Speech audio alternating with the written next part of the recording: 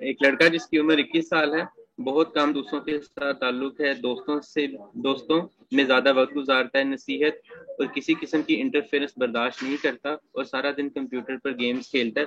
اسٹیفی زیگریا 1 AM کی ایک خوراک دی ہے۔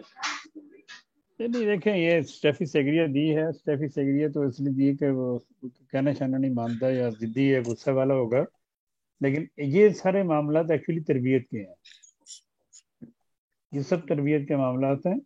تو اب ایک بچہ ہر وقت کمپیوٹر کھیلتا ہے تو اس کو آپ کون سی دوائی دیں گے جو کمپیوٹر کھیلنا چھوڑ دے؟ وہ تو نہیں چھوڑے گا۔ اس لیے کئی چیزوں کی دوائیں نہیں ہوتی، دعا ہوتی ہے اور تربیت ہوتی ہے۔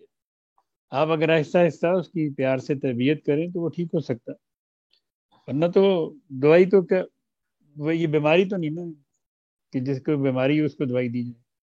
اب بے شمار لوگ ہیں جو 24 گھنٹے کمپیوٹر پہ ہوتے ہیں، میں 24 گھنٹے کمپیوٹر پہ تو نہیں، فون پہ ہوتا ہوں، میرا کام ہے، لیکن میں اس میں کام کروں یا میں کھیلوں اس پہ یا میں کیا کروں، یہ تو بات کی بات ہے۔